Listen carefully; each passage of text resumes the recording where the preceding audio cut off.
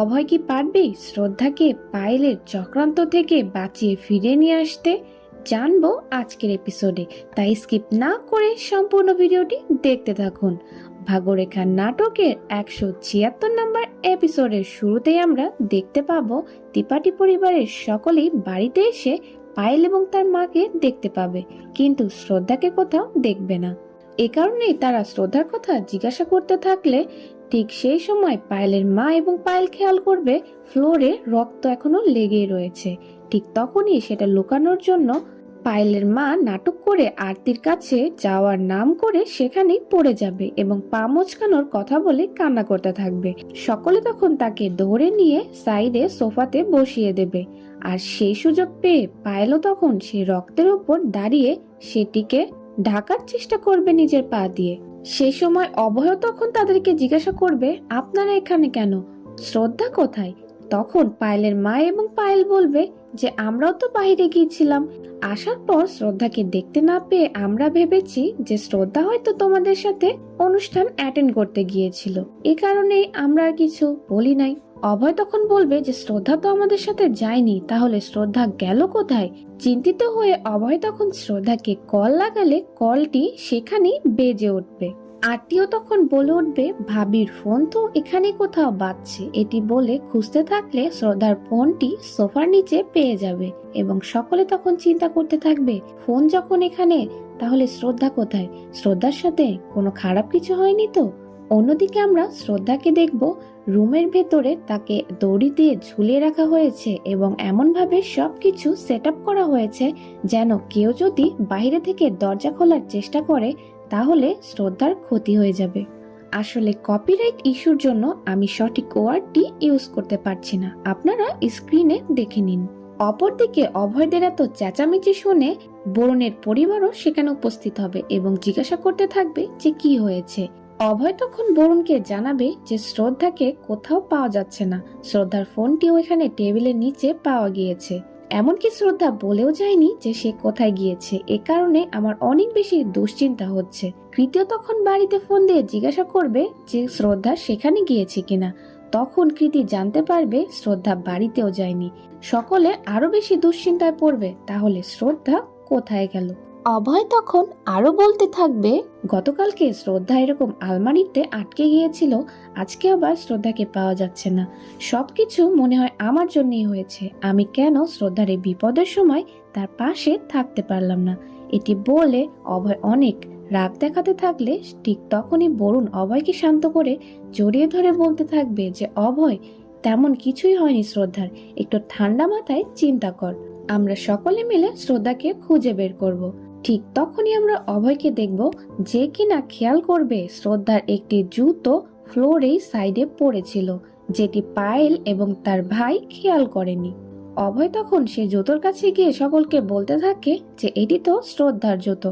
সেই সময় পায়েলের মা তখন চিন্তা করে পায়েলের ভাইকে বলতে থাকে যে এখন কি হবে, আমরা তো ফেঁসে যাব।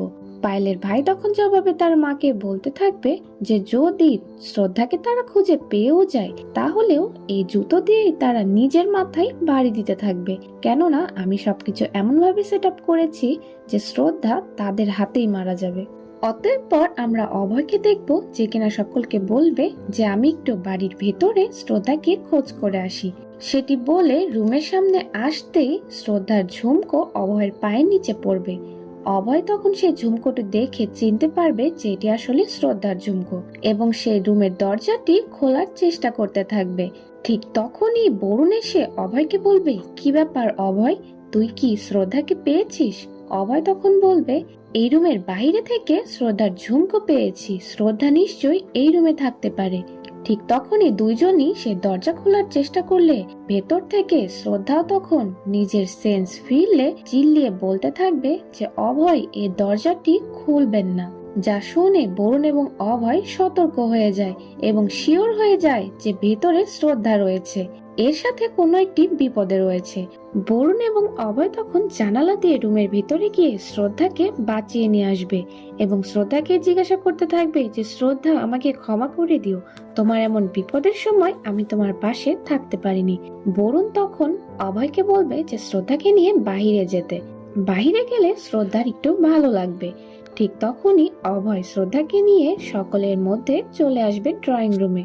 সেখানে শ্রদ্ধাকে দেখে সকলে অনেক বেশি ভয় পেয়ে যাবে এবং জিজ্ঞাসা করতে থাকবে যে শ্রদ্ধা কি হয়েছে।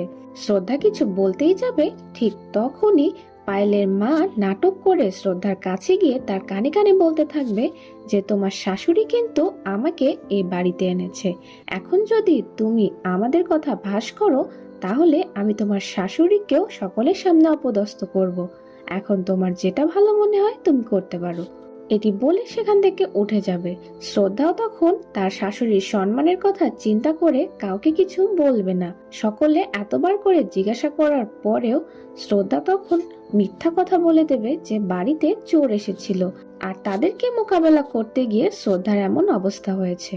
বরুণের বাবা তখন বলবে যে সামান্য টাকার জন্য তুমি নিজের জীবনকে ঝুঁকিতে ফেলে দিয়েছো। আচ্ছা যেটাই হোক, এখন তাহলে তুমি একটু ঘরে গিয়ে রেস্ট করো। অন্য দৃশ্যে আমরা শ্রদ্ধা এবং অভয়ের মাকে একসাথে দেখব, যেখানে শ্রদ্ধা অভয়ের মাকে বলছে যে আপনি এমন কাজ কি করে করতে পারেন, আমার পরিবর্তে আপনি এমন কারোর সাথে সম্পর্ক তৈরি করার চেষ্টা করছেন যে কিনা 2 বার আমার জীবন নেয়ার চেষ্টা করেছে, একবার আমাকে আলমারিতে বন্ধ করে আর একবার আজকের এই ঘটনা ঘটিয়ে। অভয়ের মা তখন বলে যে শ্রদ্ধা তুমি ভুলে যাচ্ছ যে পায়েল আমার জীবন বাঁচিয়েছে।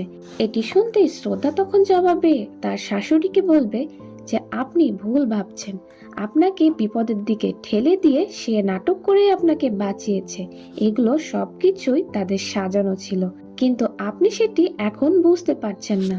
আর অভয়ের সাথে আপনি এমন একটি পরিবারের সম্পর্ক স্থাপন করার চেষ্টা করছেন।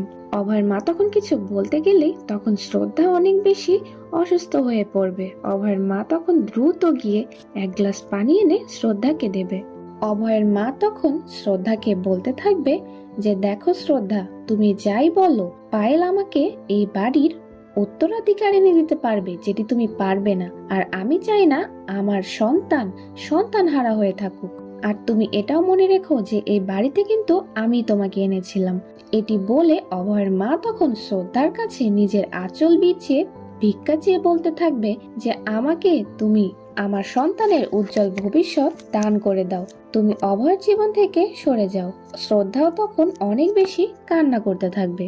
পরবর্তী দৃশ্যে আমরা পায়েল এবং তার মাকে কথা বলতে দেখব, যেখানে পায়েল তার মাকে বলছে যে এই মেয়ে তো তনুজা আন্টির কাছে সবকিছুই বলে দেবে, তখন কি হবে? পায়েলের মা তখন সকলকে বলবে যে আমি যা যা বলবো এখন তোমরা ঠিক তাই করবে। অতঃপর আমরা অভয়ের মা এবং শ্রদ্ধাকে দেখব, যেখানে শ্রদ্ধা অভয়ের মাকে কান্নারত অবস্থায় বলতে থাকে যে আপনাকে আমি আপনার কথার উত্তর এখন দিতে পারবো না, আর আপনি আমার কাছে যেটা চাইছেন সেটি সত্যি দেয়া অসম্ভব, আমাকে মাফ করে দিন, কিন্তু আমি কখনোই অভয়কে ছাড়তে পারবো না।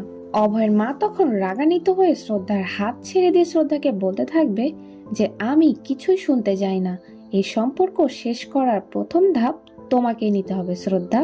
পরবর্তী দৃশ্যে আমরা ত্রিপাঠী পরিবারের সকলকে একসাথে চিন্তা করতে দেখব, যেখানে বরুণের মা বলতে থাকবে বাড়িতে চোর আসাটা তো একটি সমস্যা ছিল, আর এখন বাড়ির বউয়ের ওপর এভাবে হামলা, এটি তো কোনোভাবেই মেনে নিতে পারছি না।